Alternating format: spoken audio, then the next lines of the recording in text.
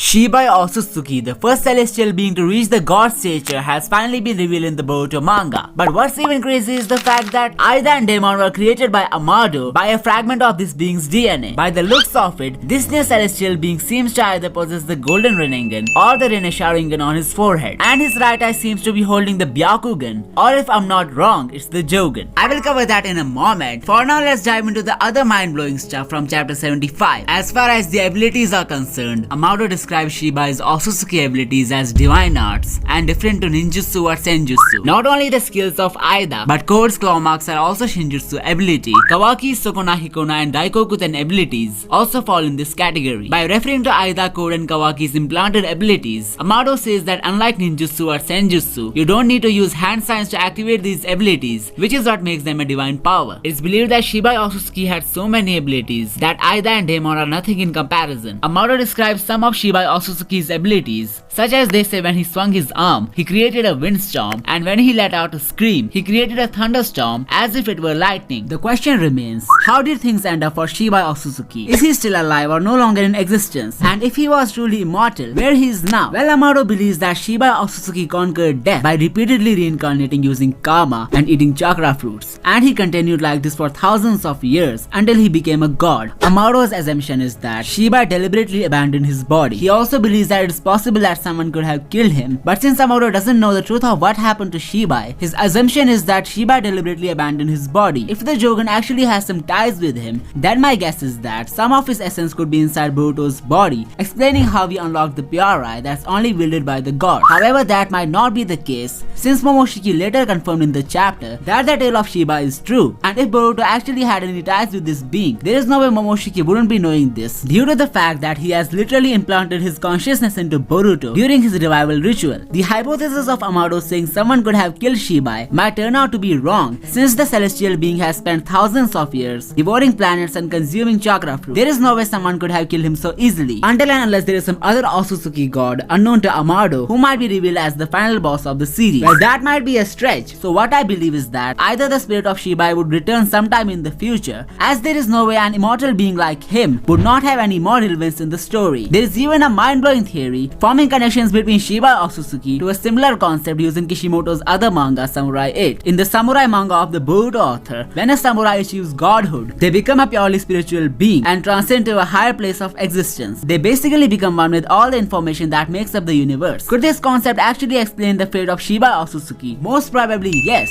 since it's being written by the same author. But we shouldn't forget that this new character might not be one of the missing Otsutsukis due to a number of reasons that I will be discussing in my future videos. I might even dive into the Samurai 8 manga to find out some other concepts that Kishimoto might be using in the story of Boruto, so subscribe to not miss any of it. There are even some bizarre theories going around saying that Amado is Shiba's vessel, as it's nearly impossible for a normal scientist to know this much about a godly celestial being. It could be that Ishiki told him all of this, but the amount of intel he holds is totally mind-blowing. How Amado got his hands on his powers might be revealed later, but another vital mystery that we have been anticipating for a very long time has also been revealed in chapter 75. The backstory of the old scientist, the daughter of Amado who has been dead for over 12 years, is revealed to be the reason for him working under Jogan and then coming up with a plan to betray him. Amado's daughter had an incurable disease, and how she got this ailment is still a mystery. The doctors abandoned her because it was the case with no solution. Amado says that instead of finding some treatment that would cure her, he preferred to continue with the research to create a clone, since he had much more knowledge about it. His daughter died during this process, and after 9 months, he managed to create an equal body, but later he realized that this clone was not like his daughter, since the daughter had another personality. That was the moment when he realized that his daughter no longer existed. Her name is revealed to be Akebi, and she looks very similar to Delta. I think Delta is just the Kashinkoji version of Akebi, who doesn't possess the memories of her previous life. Nevertheless, her death had left Amado completely shattered. He was hopeless but could not accept the fact that she's no more. That's when he met Jigen, who offered him to revive his daughter if he worked under him. Amado then got to know about the Otsutsukis, and under the guidance of Jigen, he was able to create some of the most forbidden cyborgs on the planet. The reason why he wants Kawaki's karma has also been revealed, and there are not one but two hints in the chapter which are enough to prove the Jogan is canon. I will explain them in a moment, but let's first look at one of the most anticipated mysteries of Boruto. The reason Amado calls Kawaki his trump card is because his divine abilities are the only hope for him to revive his daughter. The scientist wants Kawaki to implant a karma onto some other vessel so that he could infuse use the DNA of his daughter in that vessel to bring her back to life. This narrative of Amado explaining why he did what he did seemed a bit suspicious to Shikamaru, so he ordered Aida to look back in time and confirm these events. And without a doubt, the tale of Amado turned out to be true. If this wasn't enough to call this a crazy chapter, what happened towards the end will completely blow your mind. As you all know, Momoshiki has seen Boruto losing everything in the future. He has appeared several times to remind him that his fate is dark and irreversible. This time Momoshiki somehow showed Boruto a glimpse of his own future, where he is apparently against Sarada, Kawaki and Mitsuki's sage mode. This gesture of Momoshiki was enough to give Boruto chills, and the expression on his face had the same feeling as Eren from Attack on Titan when he also saw a glimpse of future.